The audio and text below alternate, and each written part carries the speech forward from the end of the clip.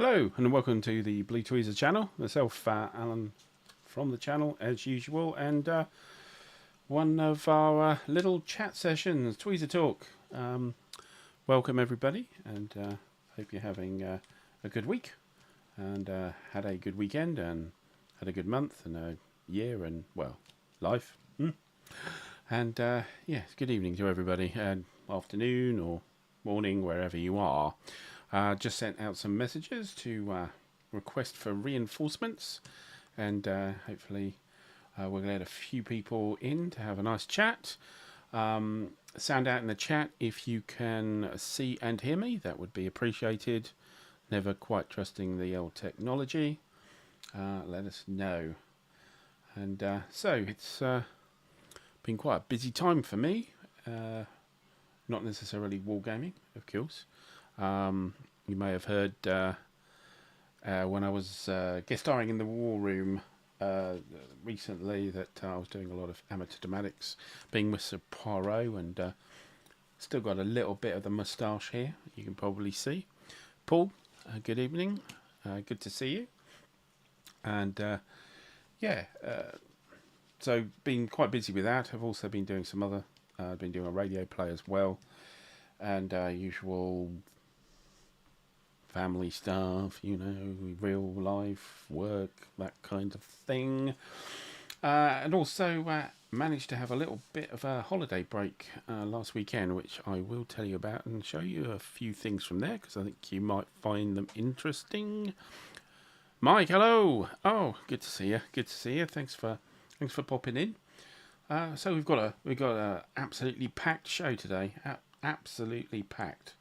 So packed. I'll keep saying it's packed to fill the time until it sounds like it actually is packed when it isn't. They probably didn't really follow that, but yes, absolutely packed show. Simo, good to see you, and David. Hi everybody. Right, so what have we got to tell you? Well, probably the first thing I'll probably tell you about is my recent visit to UK Games Expo in Birmingham, the National Exhibition Centre, great big exhibition centre in the middle of the country here.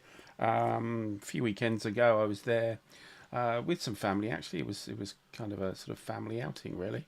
Got to see my two kids came up and had a look. Thanks, Simo. Yes, I was just commenting that was this is a remnant of my Hercule Poirot amateur dramatics effort about a month ago now, which I've sort of kept the remnants of. But thanks for the compliment. The other half liked it, so she wanted me to keep it. So I made it a little bit tidier, a little bit simpler, and less annoying, but keeping it for the moment.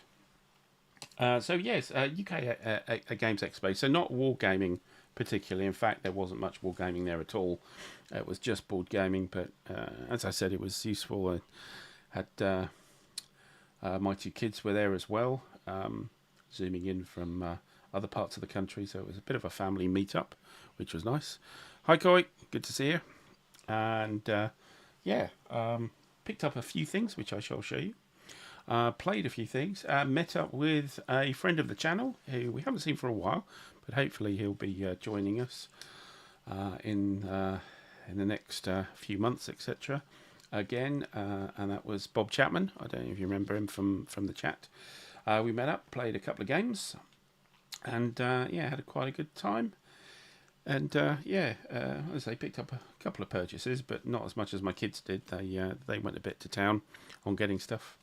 I didn't quite. I actually ended up making money because I brought some games up there to sell. Got rid of them all. 6 games, made £130 out of it, which I thought was pretty good. Still, so UK Games Expo, indeed, was a nice time. So what did we play there? And as of course, I'm interested in what you guys have been playing. So do tell us in the chat what you guys have been playing. Be nice to know. What did I play there? So we had a game of the Plum Island Horror.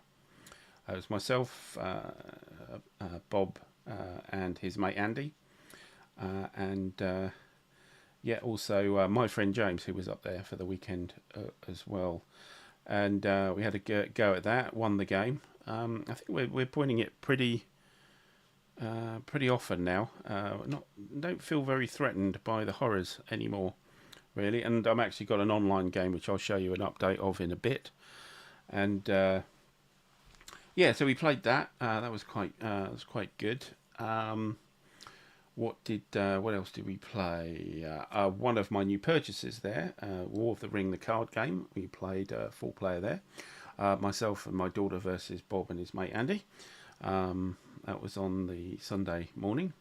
Had a good go at that. I had played it before, and I kind of liked it, and they had a decent price on it, so I purchased that. But that was they'd also released the expansion for it, which was it kind of wasn't an expansion to the game per se, but it was it actually allows you to do a solo or co-op mode, which made it more attractive as a prospect for me in my little room here, doing my own thing. So yeah, it was that was a good game. Myself and my daughter won as the Free Peoples. I was the who was I? I was the elves and Gondor, and my daughter took the hobbits, the dwarves, and Rohan, and the wizards. So was it? Yes, or was I the wizards? Can't remember. Anyway, so we did win, automatic win. I think it was turn 6 or turn 7. We got 10 VPs ahead of the evil, nasty Sauron and Saruman players, and yeah, got a victory out on that. So yeah, nice to have done that as well. So yeah, good time we had was had by all, and Quatre Blanc, Jours de Gloire. Yeah, is that the magazine one? Is that the French Victis series? Is that? No game on the table, Christoph. What's going on? Oh right, so you're dithering, trying to make a decision. Yeah, I actually haven't got a game out myself either. So the reason is that my daughter's coming to stay this Sunday. It is actually Father's Day, so she's coming to visit. So the room will be turned into a bedroom, so no room for a game. So I've packed away. Did have one of my my purchases out and having a play with that, which again I'll come to in a minute. Sicily 2 and Tunisia 2. Oh, yeah. You're going to do a combined thing there. Is it going to be Tunisia and then moving to Sicily, or is it kind of simultaneous, doing it in parallel? Yeah, Victis, that's it. Yes, dual pack. Yeah, I haven't got any of those actually. I should maybe look at having a look at that. Yeah, what do you like about the system? And yeah, still waiting for my own Napoleonic game to appear, but I'll come on to that in a little while. I'm going through all my stuff, but that was UK Games Expo. It's not really a wargaming place. None of the wargaming companies were there per se. Phalanx was there, Ares was there, but that was about it. It was all about just general board games, really, role playing, Warhammer 40k, all that kind of stuff. It's all great to have it all there, but yeah, not really a wargaming place. I was going there mainly because I wasn't able to make it to PunchCon earlier in the month because I was on stage at the time. So it was just to get that gaming itch scratched as a sort of convention thing in a slightly oblique way at a board gaming convention. Still. Sema Aracle, okay, via Vassel, yeah, right. Lots of cycling, right. See, can you manage to do the same thing? You know, while your Vassel's there, you're still on the exercise cycle or something like that. 2 separate games. OCS Beginner Pool. Oh, okay. Well, good luck with that. Yeah, I used to play that a hell of a lot. Kind of got tired of the system, I think. Yeah, so I used to play a lot of Enemy at the Gates. What else? What was the other one we used to play? Gosh, it was so long ago. Yeah, I think it was Tunisia. Yeah, as well. Enemy at the Gates was the big one at the time that we played quite a few times. Yeah. Good. Okay. So, other than that, what's been happening? Well, some new games. Should we do the new games? We'll do the new games. Okay. So, this includes the stuff I got at, I got at UK Games Expo, but not just there. I must admit, it's a little un-wargaming as a recent collection. Not a lot of war games are in here, but well, I'll see what you think anyway. So, firstly, I've just got a random pile here. So this is not chronological order. It's not in size. It's not in any kind of order. It's in a Tweezer order. So whatever comes off the top is there, and how I've stacked it. So first, and this is small, so it got on. This is something I got from UK Games Expo. It is known as Unreliable Wizard, and it's for a company called Salt and Pepper Games. So I think it's Spanish originally. The game itself. Well, I think the game company originally is Spanish, but the designer is Japanese. And what is it? What is this? So, if you're familiar with the sort of Mage Knight series, that kind of thing, this is a sort of very simple solo version of it. So, you are a wizard, an unreliable wizard, not a very good one, and you've got to go through a set of cards which have hexagons on them. So there is hexes on here, meeting monsters, and rewards for monsters are sort of random things which could be a companion or could be an extra spell book, just helpful stuff. Yeah, and then of course you end up right at the end facing the big monster and trying to defeat him. So I played it a couple of times. First time I didn't really work it out properly, and I lost massively. But then I did then play it properly, and actually I did win. So it's a card game. So everything's just on a bunch of cards. I did actually get the expansion on here, which I haven't played, which gives you a different baddie and a few more bits and pieces to muck around with it in. But essentially, what you have is if I can find them. I can't find the no. Those are the expansion ones. Here we go. You effectively have these. No, I thought that was the right one, but it's not. Come on, where are you? Here we go. So you've got these 3 cards which you build let's get them the right way around. Yeah, I think that's.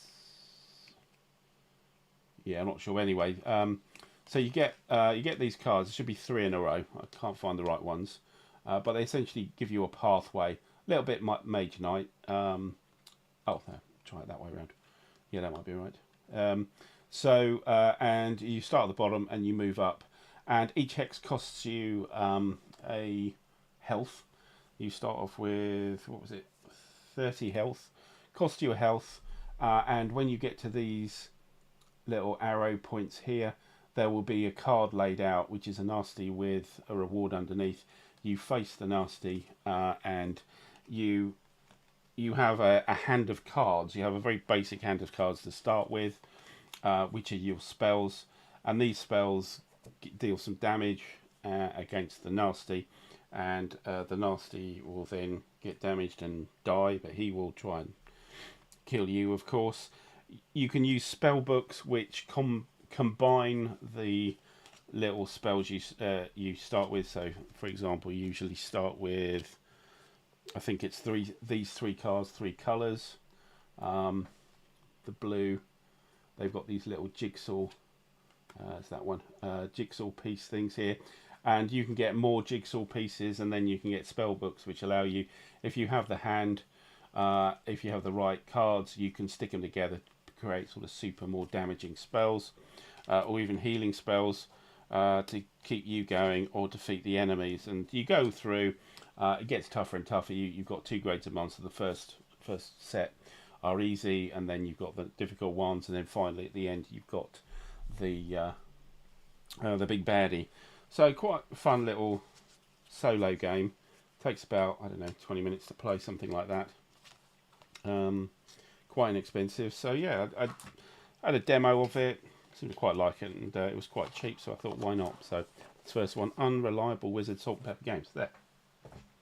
What have we got next? So something I've been meaning to pick up for quite a while, because it has it's got really good reputation, and this it wasn't from the expo. I just did it independently. Was Land and Freedom from Blue Panther. Ooh, let's just have it a little bit away.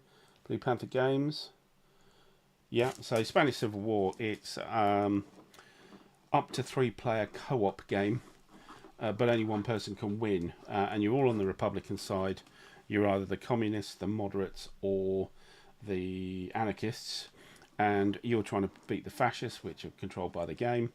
Kind of fairly familiar solo-ish co-op game thing, where there's a deck of cards which represent the fascists. They do nasty things. You then individually have your turns to try and fix things, or make things better. And you're trying to get not only the fascists beaten, but also get one up on your colleagues, so that you're in government, you're in control. Each turn that you get in control, you get to put one of your faction tokens in a little bag. This is the little bag, and at the end of each year, you get to pick a token out of the bag, whoever's it is, and you get a sort of victory point for the end of the game. And needless to say, if you don't beat the fascists, then everybody loses. It doesn't matter whose tokens are done, are in the bag or are picked out of the bag for any of the years.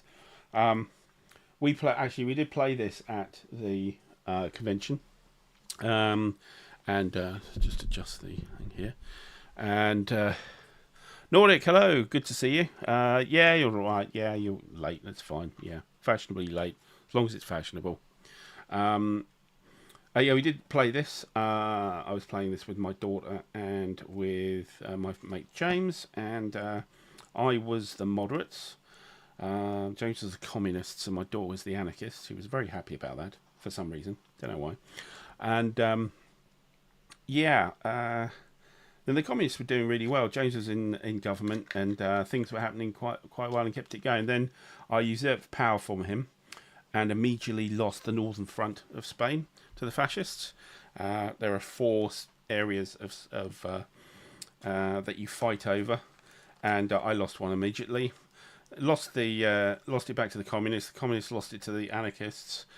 Things were okay, not great, and then of course I grabbed it back, and immediately lost the Aragon front, which actually meant we lost the game. So you lose 2 out of the 4 fronts, you lose the game. So actually I played really badly at it. Didn't do very well at all. You each get a deck of cards for your side. Card-driven game, CDG kind of idea. Cards with numbers in the corner you can use, or you can use the event below. You use the event, you throw it away. You use the number. You get to keep the card in a tableau, and you may get bonuses off it if you play other cards with the number on it. The number allows you an action. The events give you several things. So each had a different. This is the anarchist deck, and then that's the moderates deck as well. Then of course you've got the fascist deck, the Spanish colours on it. Yeah, so there's 3 years, so there's 3 decks you go through. So there's a huge amount of replayability. It's fairly straightforward. You have let me get the board out. Rule book's about 10 pages. Yeah, 10 pages long. Not much to it. You do have to pay attention a little bit to it. That's the rule book there, and that's how it kind of looks on the table. I'm going to show you that. You should be able to see that. So you've got the main board there, 3 players. There, and there, and then you have the deck here of the fascist cards. The 4 fronts are over here on the map of Spain. And then you've got these tracks, which are effectively 2 tracks per player, which give you bonuses. You want them to be high, everybody else wants them to be low. You can play it solo. You've got solo capability here. I did try it with solo and really didn't do very well because the solo bots seem to be fairly underpowered and don't really help a huge amount.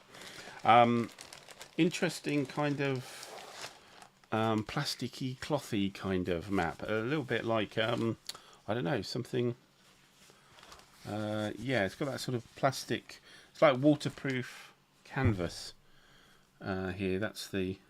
And it kind of folds up fairly neat. And, yeah, that's Land and Freedom. So, looks pretty good if you're after a sort of co-op game, but not co-op, but not so co-op. You know, not only one person can win. It seems it's quite good. It's not amazingly sophisticated, fairly light, but I think it's quite good. Has a slightly States of CG about it, although there aren't tracks like in States of Siege, but the 4 zones, they kind of work like tracks. You put counters which effectively like a positive and negative in that, and you don't want to go you want to get to one extreme, which means the Republican win the front, or the other extreme, which means the fascists win it, and either way it gets closed down. So there is sort of States of Siege elements in it. It's not States of Siege, but left me cards out. So yeah, right. So that's Land and Freedom. There we go. That's it. The component quality, the counters are a little bit fuzzy. The printing is quite low quality on it, but yeah, not terrible. No, not terrible. Not unusable. Certain. Not unusable. How are we doing here? Normally 44. Right. Yes. Interesting thing. Yeah, I had a sort of thing. Is everybody seems to be getting out D-Day games for the 80th anniversary. I was wondering if people were doing that. Seems like you are. Michael, hello. Good to see you. You haven't missed much so far. Well, you have, but you know, tough. Listen to it later. Right. So another one I got. I'm not quite sure why I got this. It's Interstellar from, and this is from Ion Game Design. So these are the same. It's actually the same bloke who did High Frontier for All. So there's the solar system game. Now Interstellar is it's kind of like a sequel. So this is assuming that you've done all the High Frontier for All, and you can kind of link the games.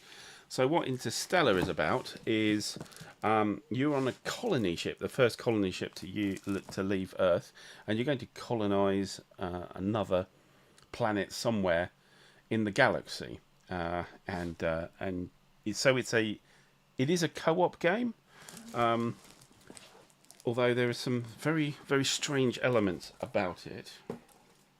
So the board itself is a bit like High Frontier for All. It's very busy, but you really only care about little bits of it at a time, where your spacecraft is and stuff like that.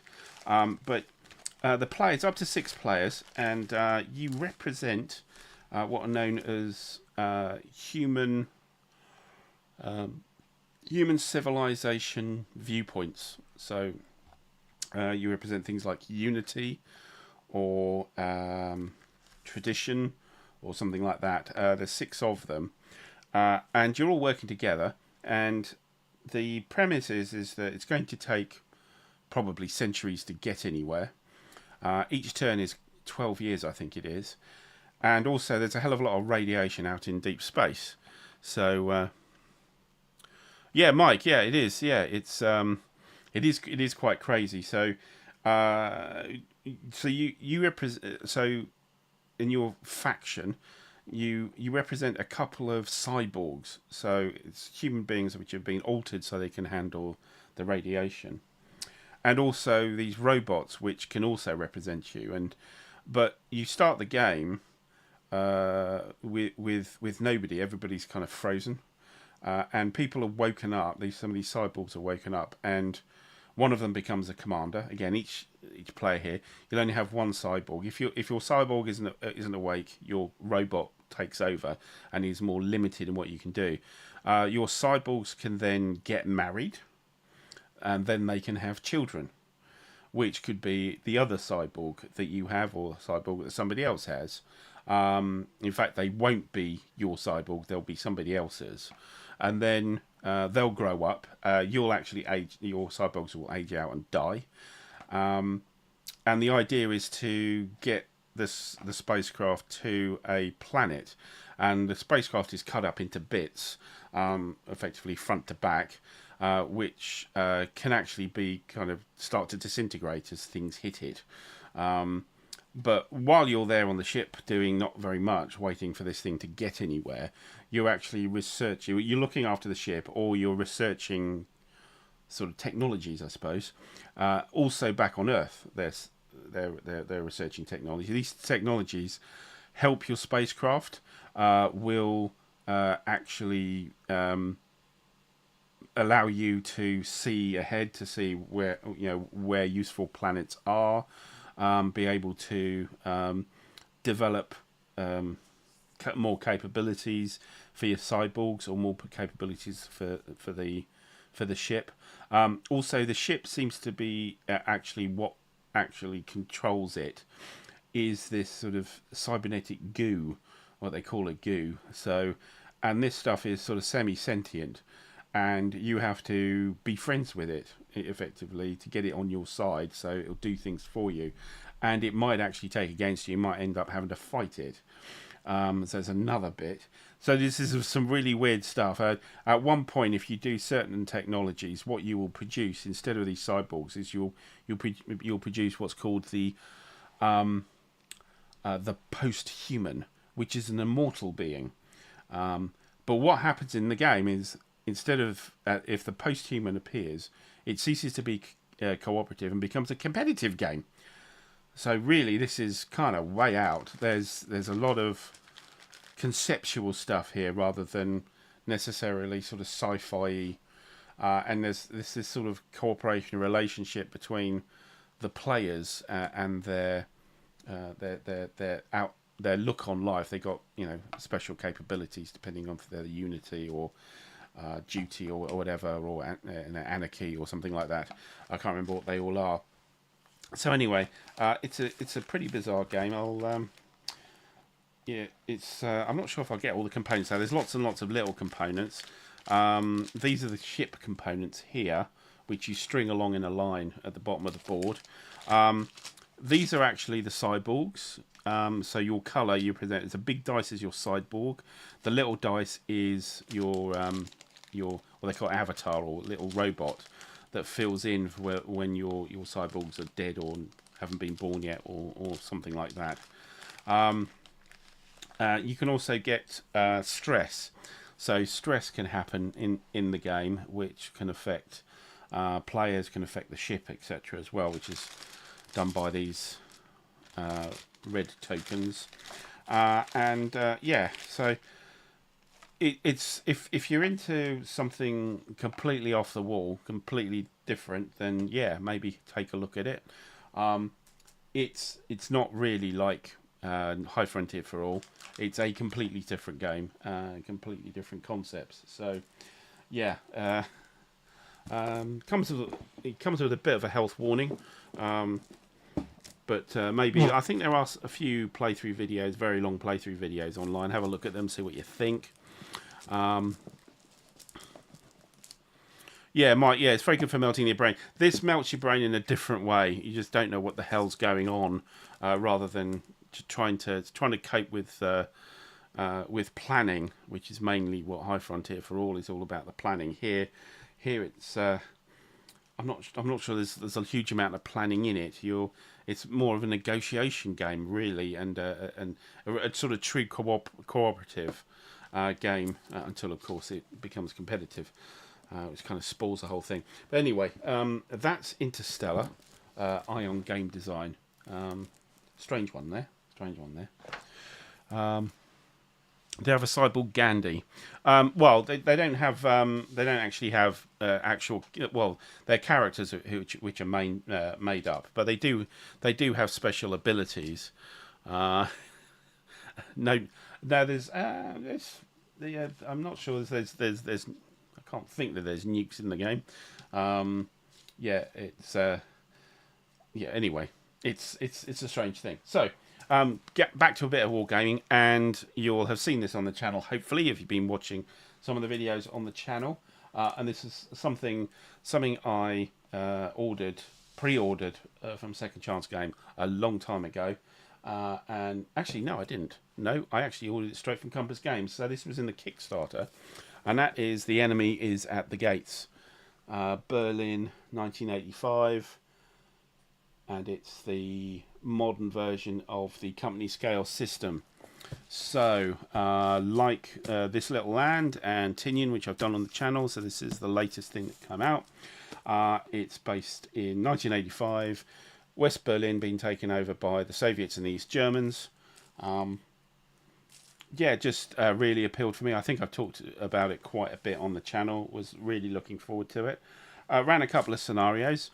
It's a 5-mapper, although one map is just a filler, sort of A4 letter sized corner filler map.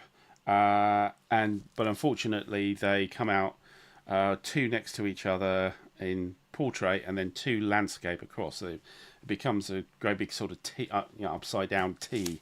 I think it's on. You can see it on the back here. I think it. Yeah.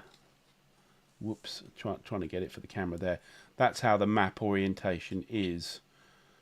So not the most table friendly game, but there are quite a few scenarios which are single maps.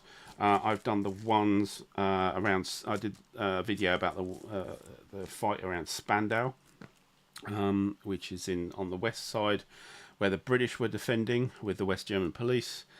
And also I did one with the Soviet guards attacking Tempelhof Airport in the south, being defended by not very many Americans. But the big game, very big. Intended, I wanted to play this at PunchCon, but of course I wasn't going to PunchCon, so I'll get another opportunity to it. CSS, it's like GTS. From a multi-man, it's Adam Starkweather system, simpler version, although it has its own little idiosyncrasies.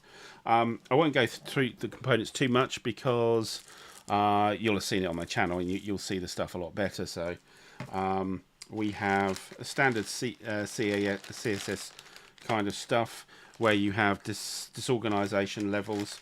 I've got everything punched and sorted and all that kind of thing. So this is the Allies plus the activation chits, and then these are all the various East Germans and Soviets. Not a lot of Soviets in the game. It's mostly East Germans, and quite a few things like police units, Ministry of Defence units, things like that. So, but it's always quite pretty counters, I always think. The West Germans are represented by the police, which are kind of paramilitary, and actually kind of do a huge amount of the work really on the Allied side. There's a lot more of these police units than there are of the Allies, the French, the British, and the Americans. As I say, the big maps, 4 and a bit of them. Very nice card stock there, right? Quite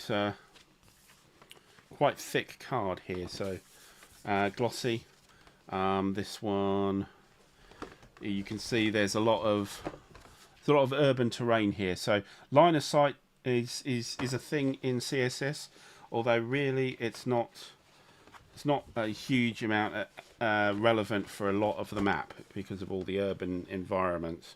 For example, this looks quite open. But actually these are all villages and they affect line of sight as well. So it's very close quarters fighting, quite bloody.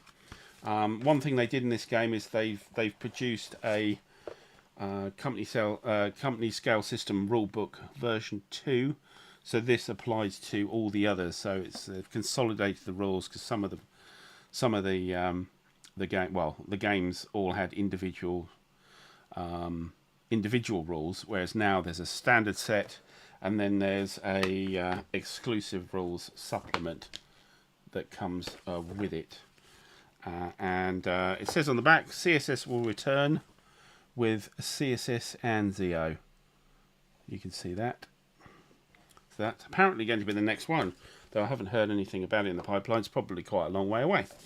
One thing nice about the system is that got terrain effects chart, got combat charts with, if you know GTS, there's it's the same kind, but there's only 3 different types of fire on this, so it's fairly, all these are modifiers, sequence of play, and that's player aid done, all done.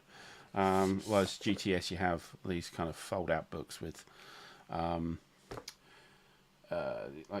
flow charts and things like that. There's less of that, and again, like GTS, you have these holding boxes for the individual brigades, divisions, etc. This example here is 35th Motorized Rifle Division, so that's a Soviet unit there. This is the Stasi, so they have a thing in the game.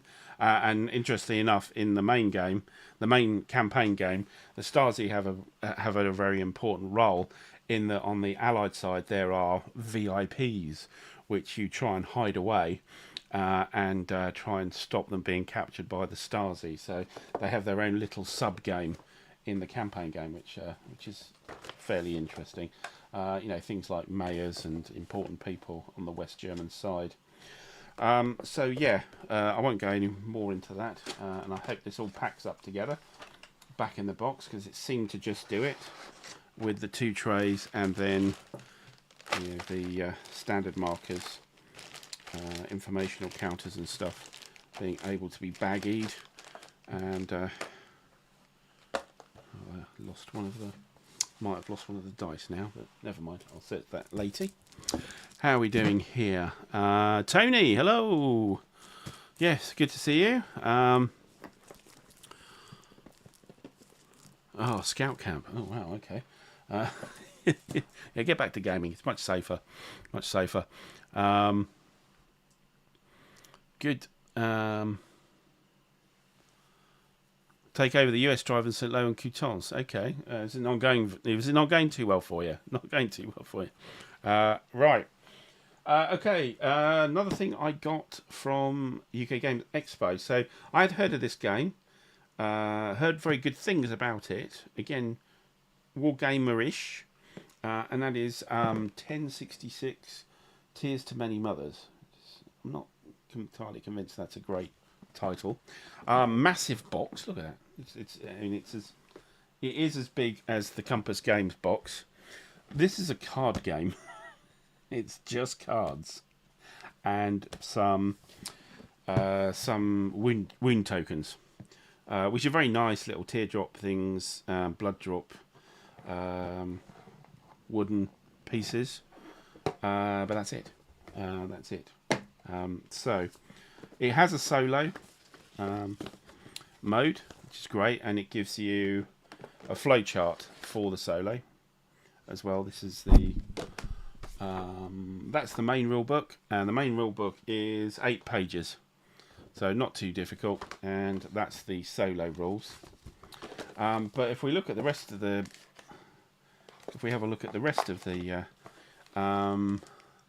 that's it. 3 decks of cards, one for the Saxon side, one for the Norman side, and one what's known as objectives. And you got a wheel, a difficulty wheel, but that's only used for the solo game, so it's not in the 2-player game. And then a few markers here, known as zeal and might markers, just improvements or detriments to cards. And then these are the wound markers here. Blue for Norman, red for Saxon, and that's it. It plays a bit like War of the Ring, the card game. They're not as sophisticated. So the idea is that you have a 3x3 square, which is your battle formation, which you will put cards into, and you will go through the objectives. You have a sort of programmed set of objectives, 9 objectives, I think it is, of which the last one is the Battle of Hastings.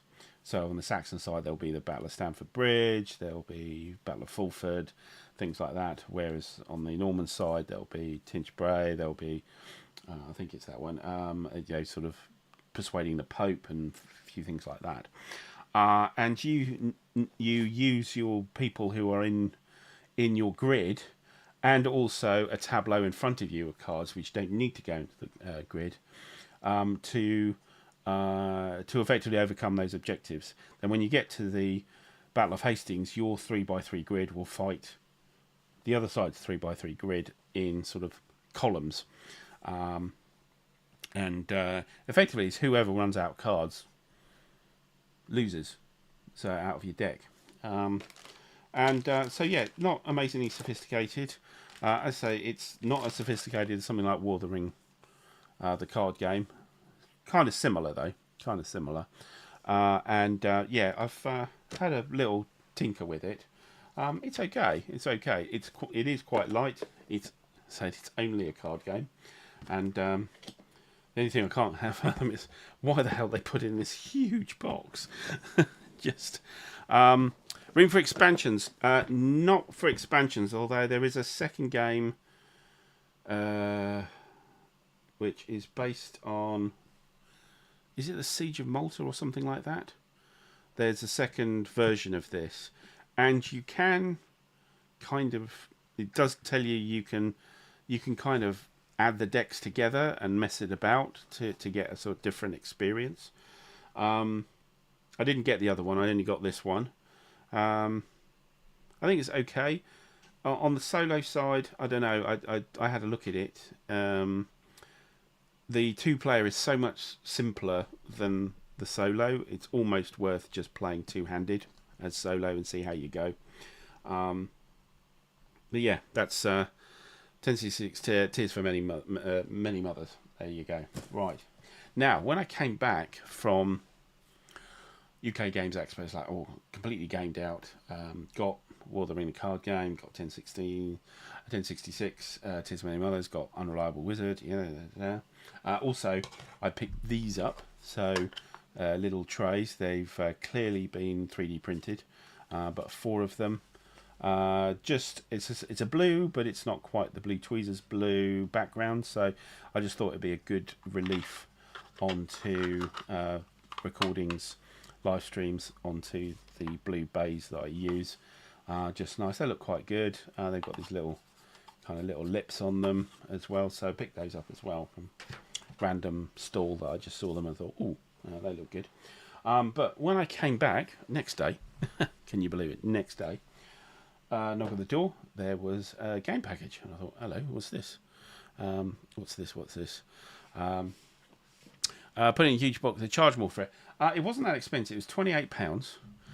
It's not a new game, so I think this came out in 2014. So it's 10 years old, but it was shrink wrapped. It was 28 quid from one of the stalls, and I thought, go for it. That's not a huge amount of money really for a brand new game, but yeah, there's a lot of air in that box. A lot of air in the box.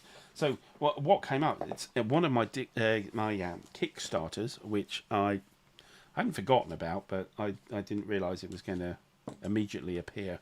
Actually, I should have known, because I'd heard that people had already got it in some places around the world. So I suppose I should have expected it, but I wasn't immediately expecting it, sort of imminently expecting it. And this is Crisis 1914 by Maurice Suckling and Worthington. So yeah, Worthington Games. I don't have many of Worthington. I've got the Solitaire ones. I think I've got the Waterloo Solitaire from them. But other than that, it's my first Worthington, I think. So, of course, this is pre-World War One diplomacy type game. So we have historical and design notes. booklet, which is actually quite thick. And what it does is it goes through all the cards as well, like a bit like coin games do. All the different cards in the game, it does an explanation, because they're usually personalities, sometimes events, but mostly personalities. And so that's quite chunky, actually. How many pages? 36 pages. So there you go. We have a board here, which is not very big. And, you know, is it like something like Versailles? Yeah, a bit, I suppose. A bit. It's not anything I've seen before as far as the system goes. It is card driven. The board is kind of there just to hold a few tracks, really. But that's the board here. So you have the 5-player version of the game. So you've got Britain, France, Austria, Russia, and Germany. You can play it easily 4-player by just dropping the British, because why wouldn't you? But you can go all the way down to solo. So there's 1, 2, 3, 4, or 5-player modes. Just looking at in close, so each side has a box. So this is the Great Britain box there, and you have what's known as a belligerence track. This white box is here. So belligerence is kind of like I don't know if you've seen the Versailles stuff I've done on the channel. So this is like a backstop. So there is tensions which you will have with your opposing players, and for the British, the opposing player is the German. You don't really care about the Austrians, and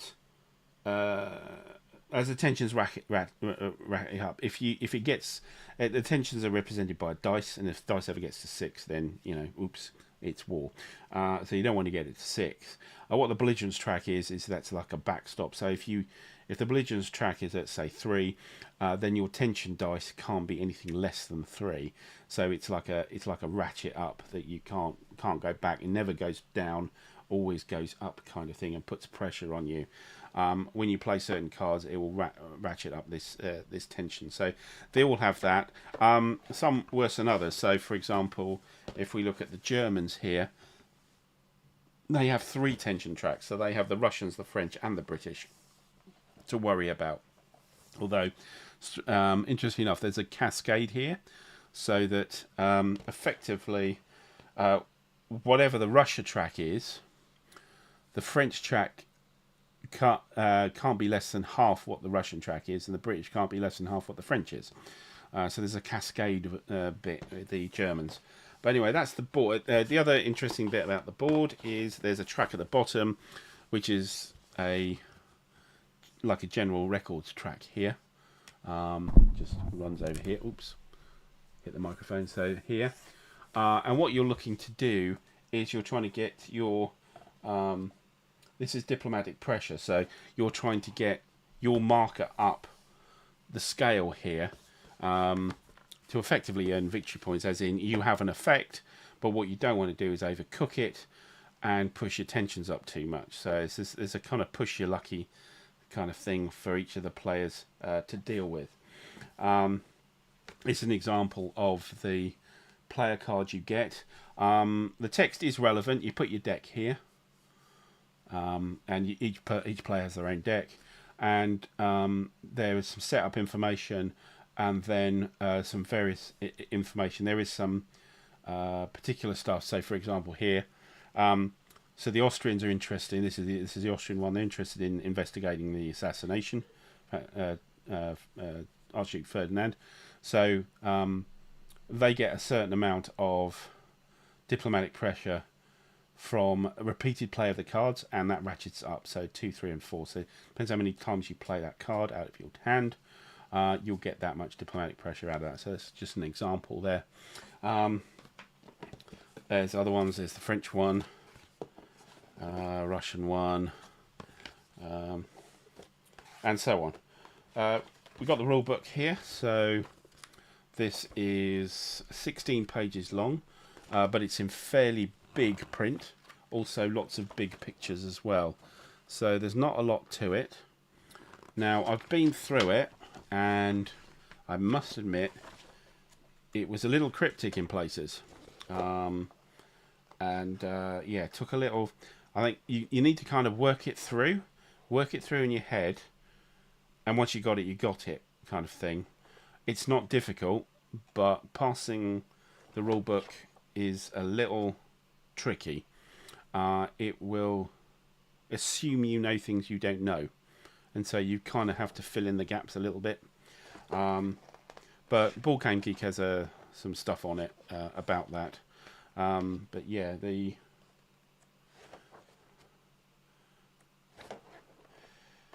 that's the rule book there. So, and as far as other components go, they're in a lovely Worthington tray here. You effectively have all the decks for the 5 powers, and then you've got dice. So the dice, the red dice are the tension dice you stick on the board, and then the white dice here are for... can't remember what they're for. But anyway, there you go. So that's Crisis 1914. Would like to get a sort of multiplayer game of this going, actually, just to see how it is. It's not a long game. I think there needs to be a decent bit of thought. You can't run off and just do anything you want, because then you'll end up just causing the war and losing. So if you cause the war, you lose the game, and then you look at the other players to see who won it. So yeah, you don't want to over push it. How are we doing here? You need to get a World War One game this year. Nordic, I thought you were getting Paris. 1914 Paris, wasn't it? I'm sure that was the game you were going to get. And finally, one thing I did pick up, but I haven't done anything with it yet, and there's a particular reason. And if old Mr. Historic Wings is in the chat, it probably isn't. But yeah, so I picked up the copy of Overflight. So this is the U2 book, game book from Historic Wings. You get it from Amazon. So, but what I've done is I've pre-ordered the Blue Panther components of Overflight. I'm waiting for those to come from Second Chance Games. So I haven't done anything with this because I'm waiting for that to come through. Blue Panther hadn't sent any of their packs to Second Chance, although they were meant to, and I was just waiting for that to happen. So I haven't really done anything with Overflight. I haven't really looked at it, so I don't want to sort of bore you with me flipping pages and looking things up. So yeah, that was the last thing. So that's quite a few things have come in, but I say not necessarily amazingly wargamey. Overflight is great fun. I'm sure it is. Haven't got there yet. We'll see. Hopefully I'll be better at it than I was in SOE Lysander, which seemed to completely confound me. Lots of replay. Good stuff. Yes. Excellent.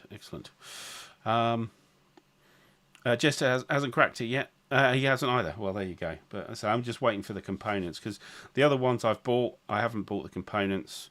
I've made up my own and stuff, and I was thinking let's have a look at what the professional version is like. Good. All right. So that's new games. Right. So what else are we? Right. So my Vassel games, which I tend to run through. So things have got very quiet, in fact. So I was running quite a few of them, but I ended up really with only 2 actually operating to any great effect now.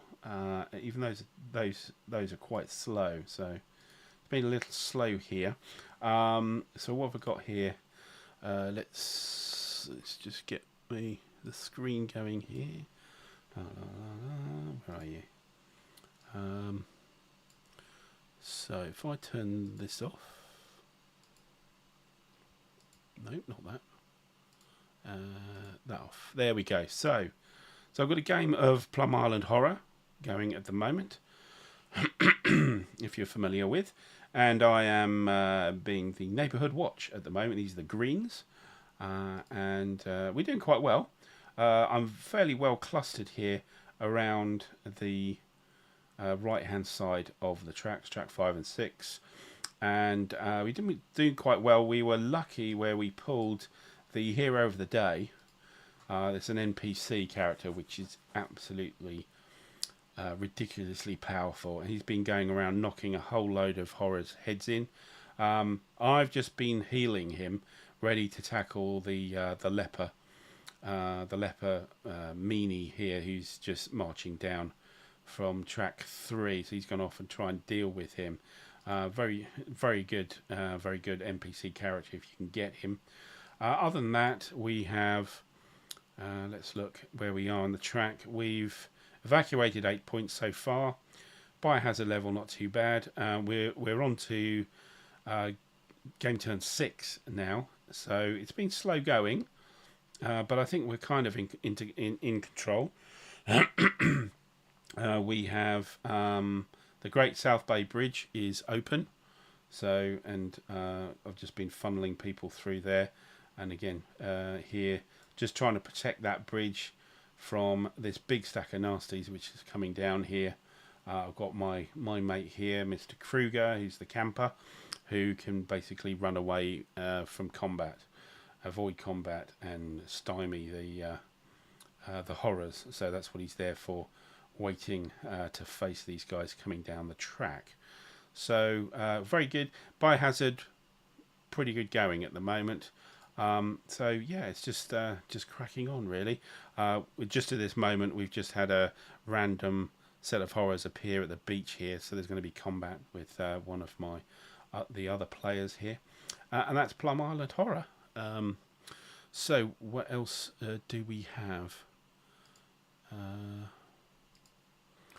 So the next one we have is one that's been going on for a while.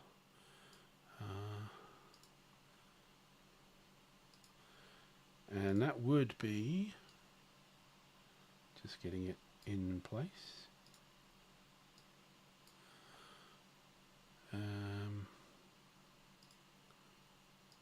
And that would be a game Pericles I have with the guys who I was playing 1915 Gallipoli, Churchill's Greatest Gamble. 3 Australian mates here. So I'm Sparta. It's game being very slow. We're in the second turn, just doing the assembly phase here. I've got quite a few debate issues on my side. I am running the show. Sorry, I haven't. I've only got this guy. I'm not doing very well at all. So I'm on this side. Sorry, I was looking at the wrong one. So I'm not doing too well here this turn. Got a lot of strategos here. Got 7 strategos for the turn. I did pick up I did put forward the War and Peace issue, so trying to declare war, see if I can get that through, but we'll see how that works really. We are, shall I say nicely poised, but it's only the second turn, so I'm just going to lose this current issue, which will be the Oracle, because I haven't got a very good guy who has no bonuses on doing Oracle issues, so I'm probably going to lose that one as well. But yeah, that's Pericles. You probably need a tutor. Yeah, it's not difficult to it's not difficult to play, but it's difficult to know how to play. I still haven't worked out what to do in the game, but pretty much you kind of have an idea of how you would like a turn to go, but I have very little expectation that whatever I do, it's not that it won't go that way, because it definitely won't go that way, but I'll discover that I have completely messed up the turn, so that there was no chance it was ever going to get that way. If you see what I mean. So yeah, it's a bit of a headbanger game, but it's not a difficult game. It's just a really deep game. So deep I can't see the bottom. So yes, that is my Pericles game, and actually that's about it. I did have a Vietnam game, Next War Vietnam, which came to ground to a halt. I think my opponent's a little bit busy. There was a NAC Paris game which ground to a halt very quickly, and haven't heard anything since. And I was getting involved in the Sovereign of Discord. This is the early Fire in the Lake coin game, which seems to have ground to a halt as well fairly quickly. So, yeah, it's difficult to get things to persist on Vassel at the moment. But there you go. There's my two. So, what else to talk about? How are we doing in the chat here? So, Are You Falling Glory's End? I used to have it. It wasn't the GMT version. It was the old Command version. I think the original one. I don't think I ever played it though. So no. Yeah.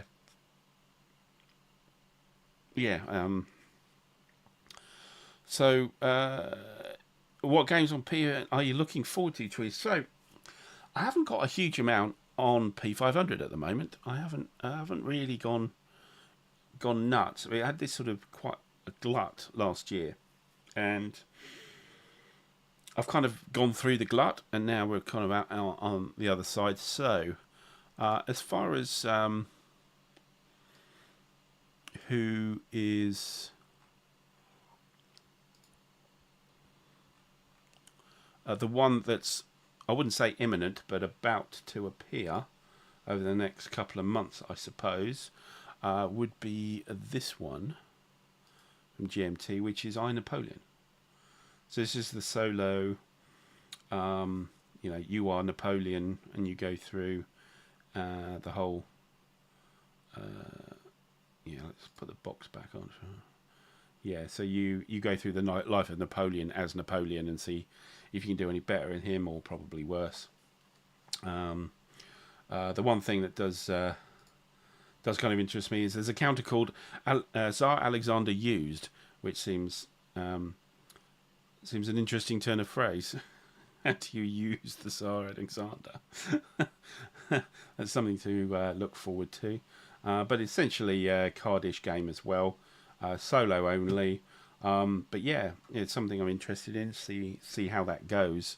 That's the only one imminently coming out from GMT. I think the next one I've got coming, it's probably Mike's Wolfpack. Actually, I think it's the next one after that, which is coming through. So yeah, I haven't got a lot on the list. I have got a few there, but they're miles away. They're not Next War Taiwan, I think.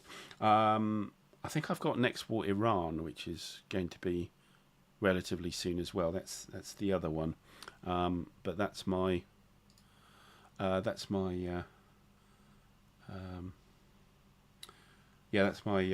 GMT side. So I've already talked about waiting for the Blue Panther Overflight components. So the other one that I'm still waiting for is the Sound of Drums ILAO, Battles Napoleon ILAO 1807, which is this chappy here. So I don't know if you've heard about the various shenanigans going around the fulfillment of this. It seems like this sort of big fulfillment is the first time that they've tried to do it, and some things have gone a bit awry. Not fatally, but particularly with regards myself being in the UK, there seems to be a huge problem with actually fulfilling to the UK from Europe. And it seems to have completely flummoxed Sound of Drums, and yeah, it looks like we're going to be the last to get it. It's been available, I think, in the US for quite a while, and bizarrely in the UK, if you ordered not through GameFound as a Kickstarter kind of pre-order, but if you ordered it pre-order through Second Chance Games, people have already got it. So it's the people who pre-ordered it on the original GameFound pledge who still don't have the game in the UK. I think it's arrived in Australia. I think that people in Japan are still waiting for it. It is around in America as well in patches. So yeah, it's still waiting for that, and being very patient and very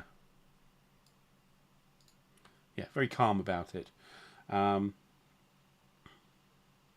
Yeah, I think Napoleon will be charging. I think they're waiting for the ship to arrive, or the ship to leave where the factory is, or something like that for Napoleon. Yes.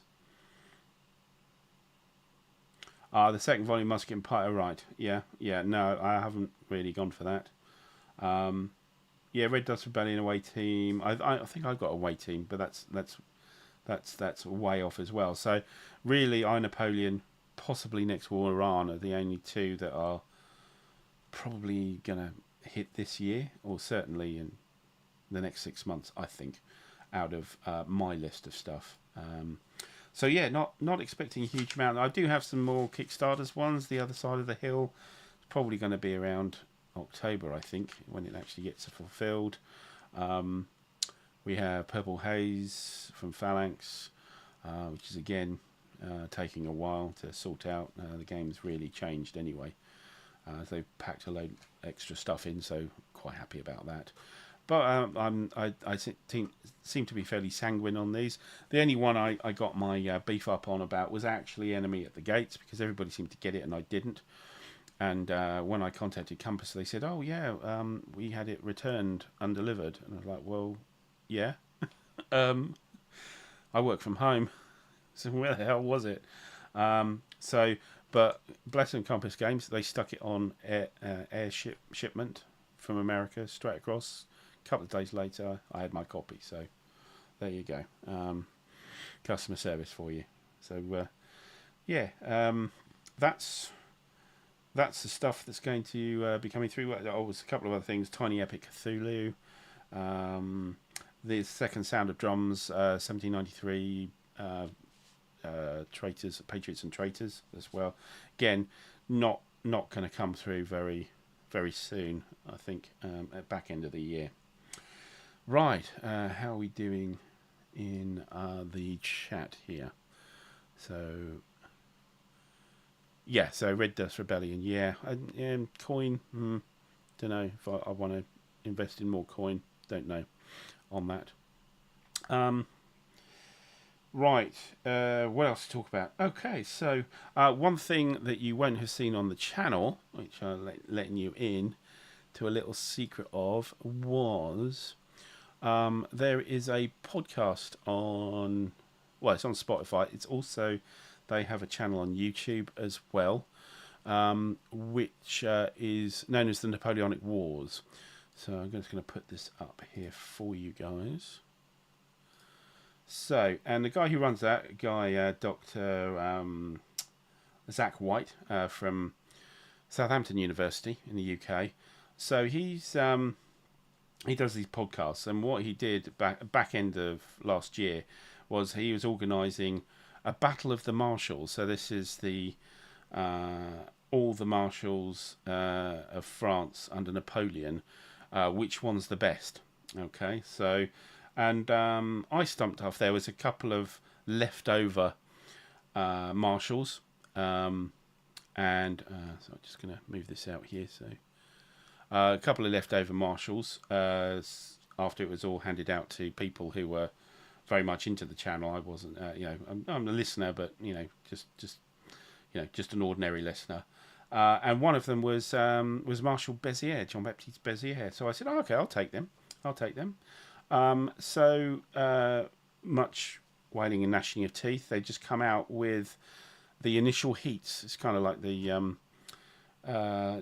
World Cup kind of thing, a European Championship. So you have these little groups of marshals, and whoever wins out of that group, you get to vote, and they go on to more sophisticated rounds and stuff like that. So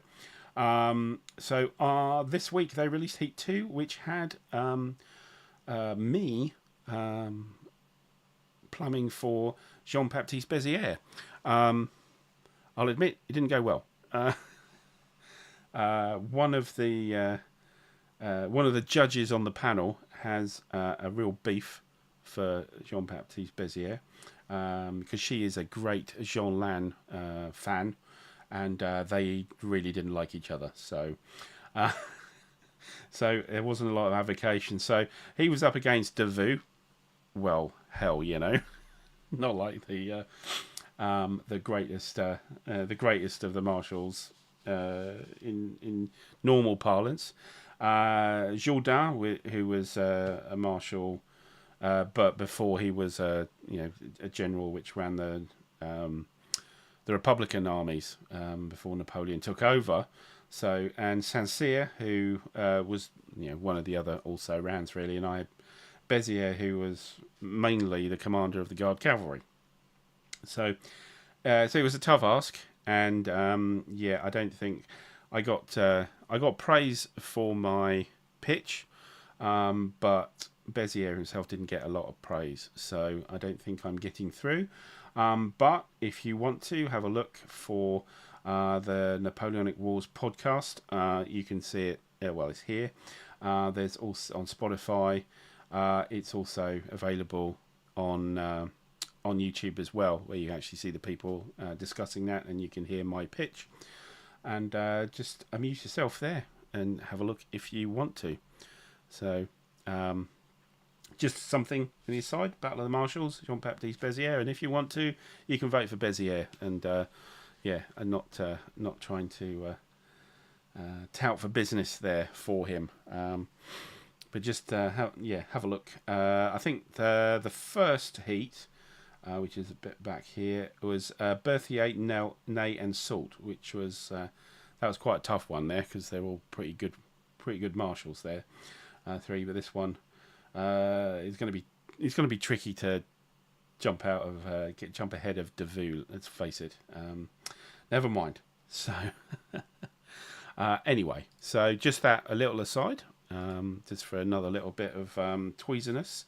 Coming to you from the internet, and what else have we got? Right, yeah. So last weekend, long weekend. I know everybody was focusing on Normandy. I'm sure lots of you were cracking out your D-Day games. I went on holiday to France, northern France, not Normandy though. So where was I going? So I headed off to Pas-de-Calais, Picardy area, and had a look at some World War One battlefield stuff. So this is my first time doing that. If you didn't know, I am actually writing a chapter of a book on Sir Douglas Haig, on his time as the Corps Commander in 1914. It's my particular chapter. So going over here, we did a little bit of walking around the stuff for that, but here's what I was looking at mostly, which is a potato field. Yeah, that's right. We didn't go to Calais. No, this is actually part of the battlefield of the Battle of Neuve-Chapelle in March 1915. This was pretty much the first British set-piece battle in the trench phase of the war. So what are you looking at? Yeah, you're looking at a field and another field beyond. So if you can imagine, we have that sort of farm complex on the left, running towards us and away from us. That was the British front line, and the German front line was kind of where the trees are on the right hand side, and the British troops leapt up and went across this field to attack. Now you'll see that there's a line of trees in the middle here. Now beyond that there's another field, which I've got further pictures of, which is beyond the farmhouse. Now that field was also crossed as well.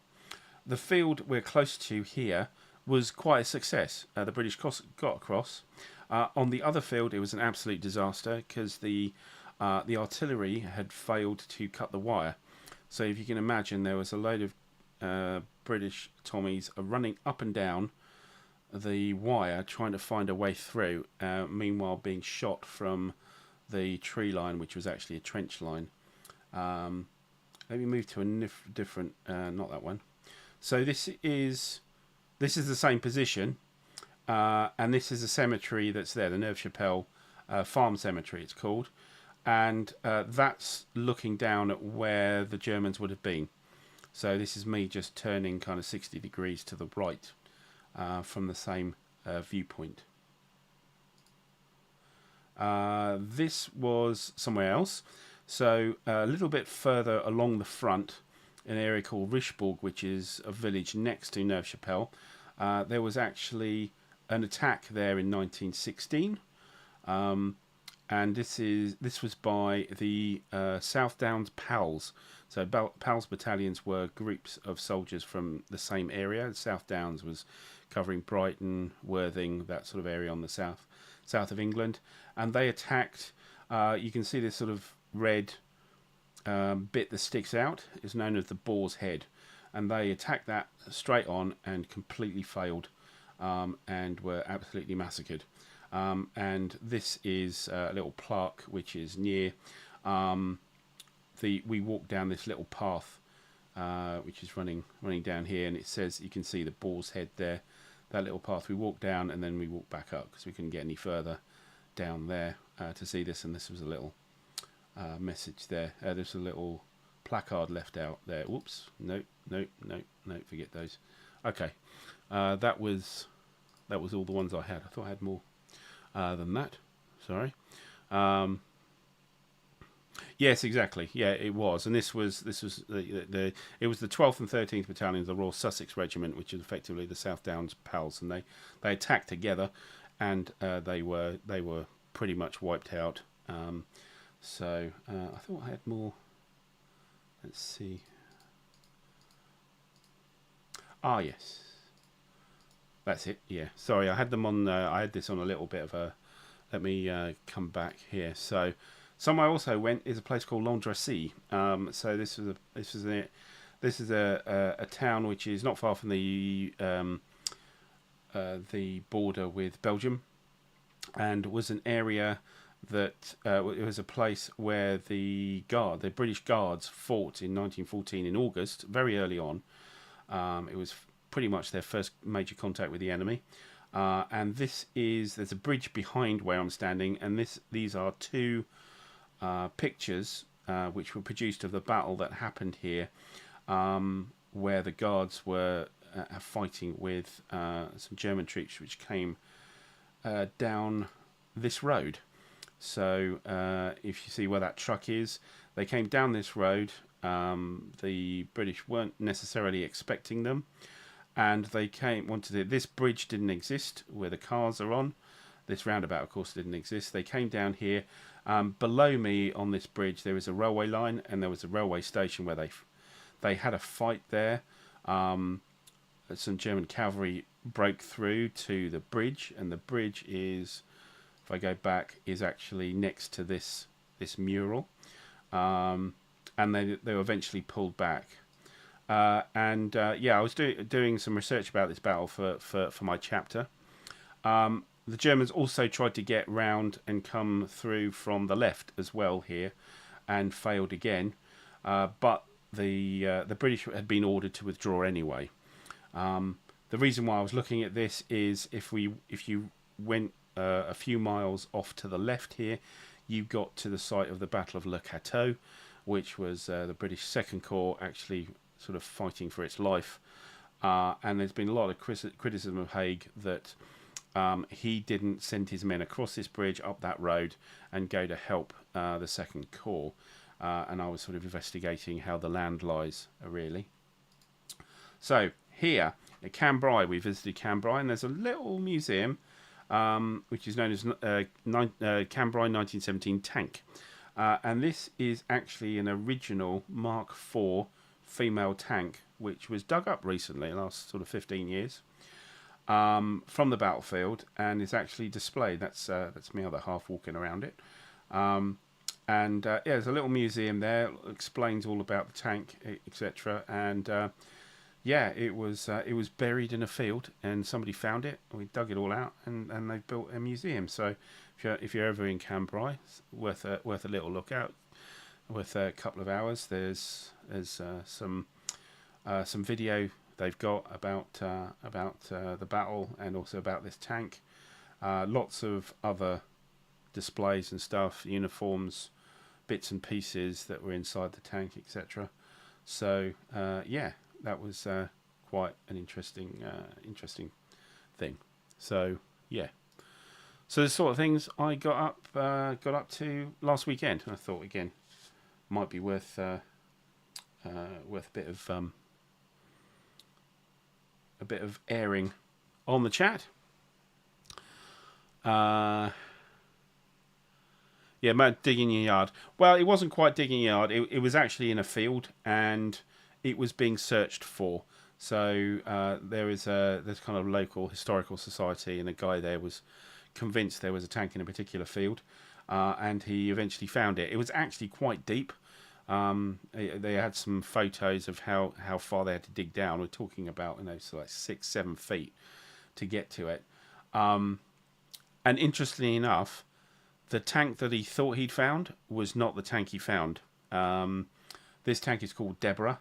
The one he was searching for was called Demon, and he convinced he'd found Demon, dug it up, and then a guy that runs the tank museum, I think, a guy called David Fletcher, saw the stuff he'd put online about it and went, I've got a picture of a wrecked tank which looks exactly like this one, with exactly the same kind of damage on it, but it's called Deborah.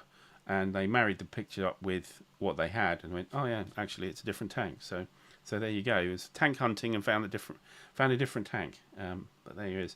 The one thing you see about on the World War One battlefields is literally once the trench warfare was over, all the farmers, all the municipality, all the engineers and stuff, they just basically bulldozed everything. So they returned it to farmland. They rebuilt all the villages that were in and regrew the woods and stuff. So there's not a huge amount in your typical battlefield. There needs to be these kind of little displays, little preserved areas, usually in things like the woods, where the woods grew back and nobody filled in anything around the place. But Cambrai anyway, interesting little tank museum if you want to go there. Usually for a couple of hours, lots of information. There you go. Right. One question I did want to ask everybody. Does anybody know what happened to Consim World Community? That was a sort of Facebooky like community stuff. It was going to be revamped at the beginning of the year, and I haven't seen anything from it since. I don't know. I think John Krantz was working. I don't know if anybody got any information about that, what's happening there, but it seems to have still disappeared and not appeared again. So yeah, any information? It's just a general call out, actually, something I noted down. So finally, we're almost done because I've been wittering on for almost an hour and a half, and I'm sure you're all thoroughly bored. One last thing to show you. So let's just come back to... oh, actually, I did show you that tank, didn't I? Did I have me on rather than the tank? That's the tank. Sorry. Can't remember if I'd switched the camera or the broadcast views, but that's the tank. If I hadn't seen it, if you hadn't seen it before. Now, what else was I looking for? Let's pop that back.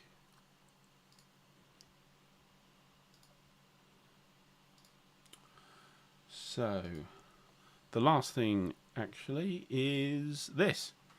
So I've signed up to go to Batalladores 2024 in Zaragoza, Spain in November. So I don't know if anybody else is up for doing that. I think it's pretty much sold out now, which is interesting. Oh, and look here, if you can see in the corner, Mr. Jester has gone off and he's playing something rather than listening to my my live stream. Well, he's getting his revenge, because when he's doing his thing, I often go off and play something else as well. Yeah, Nordic, go for it. Yeah, absolutely. Not a big miniatures persons, but yeah, sure, show them off. Absolutely, go for it. Go for it. So yeah, so I'm ending up on that. So 7th to 10th of November in Zaragoza. I do know some other celebrities are going to be there. Me casting myself as a celebrity. Haha. I think Stuka Joe's going to be there. And I don't know if I was just checking if any of you others were going to go there. If you are, then drop a line in the comments, in the chat now, or in the comments afterwards, and maybe we can get a game together. But that's 300 participants. Yeah, if I put it back here, so 4 days, 300 participants. So that's bigger than PunchCon. So it's a big thing. It's a big deal, I think. And so yeah, interesting there. And no, it doesn't seem, because I can't speak Spanish. I speak a little bit of Catalan, which probably in Zaragoza is not going to be popular anyway, because it's not Catalonia. So I don't think I'll do that. But there are going to be quite a few foreigners, shall we say, non-Spanish people going there. So yeah, everybody was delighted. It seemed that I was attending. So yeah, I don't think you have to. I think there'll be Command of English will be okay for you. The Poirot of Wargaming, indeed, absolutely. The little grey cells working in Wargaming. Well, you need them, really, don't you? You need the little grey cells. Good, right. Well, that was about it, actually. And we're almost in an hour and a half. And an hour and a half is good enough for anybody, I think, for a chat. And I can now let you go off and do something much more interesting than listen to me wittering on. But anyway, it's been fun. Thanks for the chat, all the comments and stuff. Good to see you all doing so well and doing a lot of wargaming. And yeah, I'll be doing some more things on the channel soon, which I always say that and sometimes isn't quite true, but definitely intending to do some more stuff. So watch this space, and I'll see you next time. And yeah, if you haven't had a look at the channel for a while, got playthrough Halls of Hegra there. There's some the enemy is at the gates. There's some ILO 1807 on there as well. So have a look, and yeah, we'll see you next time on the channel. Until then, it's bye for now.